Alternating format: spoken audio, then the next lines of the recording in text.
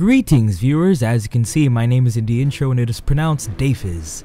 And the game we have here today is Dirt 2, and while I'm playing this on the PC, it's almost exactly like the Xbox 360 version when you plug in an Xbox 360 controller, because it's impossible, nearly impossible to win a racing game with a keyboard. It's just like when you want to do those little what's it called, minuscule tiny turns, you have to like tap on the arrow key like some madman, and using two hands is better than one hand on a set of arrow keys.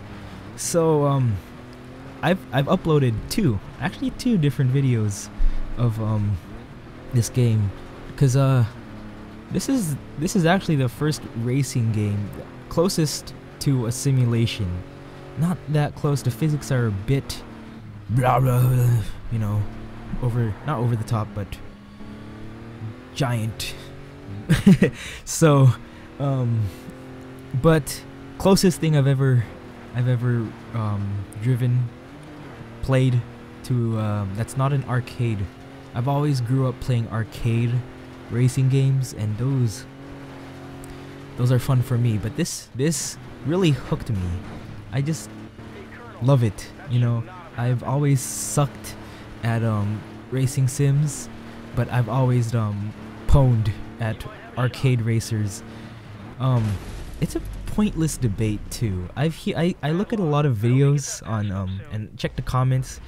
I don't get the debate between arcade racer and simulation racer. It's like let's see, what's a good comparison? It's like comparing Call of Duty to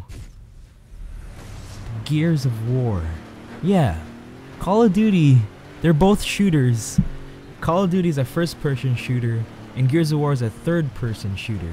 They have similar elements, but they play very differently.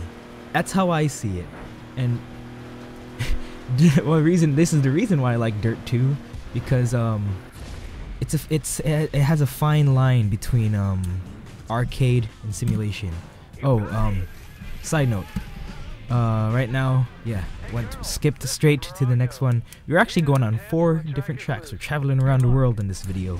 So yeah, and I took the liberty to cut out those little load screens, because those take up a good chunk of the time. So sometimes it took even a whole minute just to get through the load screen. So yeah, what was I talking about? Oh yes, the pointless argument between racing simulators and my mouse is showing. Whatever, racing, arcade and sims. Yes, if I play Gran Turismo, Forza. I have on the I don't like own them, but I played them, and I generally just suck, you know. Dirt 2, I just love it because everything I've learned, because when I play Racing Simulator, everything I learned about in Mario Kart, they're just like screw your knowledge, this is real life. And I'm like, I play video games to escape from real life, you know? So I don't simulators are pretty cool. I mean, they're cool if you're if you wanna see what it feels like to drive a Ferrari because you don't have the money. But I just wanna have fun, you know. And I never really had fun playing simulators. So yeah, it's a pointless argument. The first racing game I played, I believe, was Lego Racers. As a child, I was obsessed with Lego here, Lego there, and Bionicle here, Bionicle there. And so Lego Racers and Lego Racers 2. And I had a N64. It's funny. Okay, then I had a GameCube. No. Yes, then I had a GameCube. Was introduced to Mario Kart Double Dash, and I love that, man. Me and my sister would just rock out the GameCube controllers and just, you know, played out Now we're here in London. Okay, cool. Yeah, and then I had Mario Kart 64. I've played at my friend's house. That was Crash Bandicoot. So as you can see, I've never really liked simulators. When I first had the Xbox, it was packed with both Jet Set Radio Future and Sega GT 2002. And from the information I just told you, obviously I only played Sega GT for like, what, cumulatively 30 minutes, cause I don't like it. So today I wanted to, oh yes, let me check my list. I write down stuff, but I go off tangent a lot. I just went really off tangent right now. So let's see what's on the list. Oh yes, the 3DS. We never finished talking about that last time.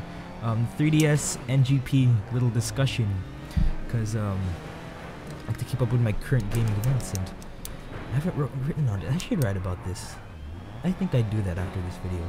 So I am putting my bets that probably the 3DS would sell better, but after just like looking at all of it, the NGP is really appealing me to more, not because of the graphics.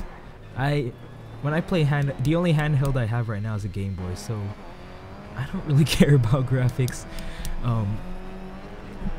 Cause I had a PSP, and the games just were I don't know. I had the PSP when it first started. It got stolen later on. So yeah, I wasn't really interested with it too much. But the reason why I'm placing my bets on the NGP is because of its dual analog sticks. See, it seems like Sony's focus is to bring the console experience to the handhelds. And more or less that could be a good thing depending on your tastes. But you can't deny the dual analog sticks would definitely help with many games. SOCOM, for example. I had SOCOM for the original PSP, and it was difficult, very difficult to play with one analog stick. It just didn't work right. With two analog sticks that are actual sticks, man. Case in point, Dirt 2, racing games, they'll play way much better, way much better. First-person shooters obviously I'm pretty sure you'll see an influx of first-person shooters on the NGP. Yeah, it's just I've come to realize that the 3DS isn't really doing anything different with handhelds other than the cool 3D screen. That's probably gonna be a novelty. Just a novelty. The Wii was kind of like it's kind of lost its novelty. If you notice, most of the games coming out for the Wii are basically, the only motion control you'll find in them is just waggle the Wii remote. That's it. So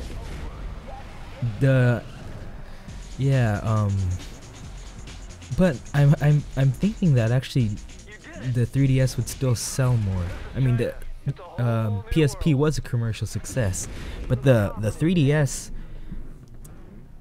Nintendo has Pokemon, guys. That's actually a legitimate reason why this would sell well, because Pokemon's never gonna go anywhere else away from Nintendo, unless Game Freak. No, I think Nintendo owns the rights. Game Freak just makes those games. I should research a little on that. But yeah, Sony's always tried to copy Nintendo in many ways. There's no denying that either. I mean, take a look at the original PS1. That had the controller itself was basically a copy of the Super Nintendo controller with it's called little things to wrap your other fingers around. I don't know what to call them. Handlebars? I forgot the name of them. So yeah, Sony, and then when Nintendo decided to release their N64 with an analog controller, Sony's like, okay, See what they do is they copy Nintendo and try to make it like better or double it, or you know.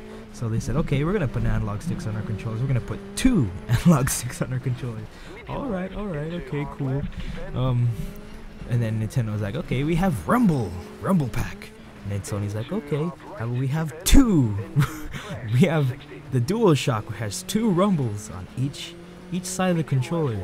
Nintendo's like, the GameCube and the PS2. Sony didn't really copy much. The GameCube really tried to be different with this Lego-looking controller, but yeah, Sony didn't really copy that generation. And then the Wii came out, and as you may know, last fall they came out with Sony came out with the PlayStation Move, which is the exact same thing as a Wii, only it looks like a dildo, and I don't know, it's a multicolored it's a multicolored sex toy basically. Yeah, oh look, we're almost finished with the race. So pretty much I'm putting my bets on the NGP is probably gonna be the better console, but the 3DS might sell well better.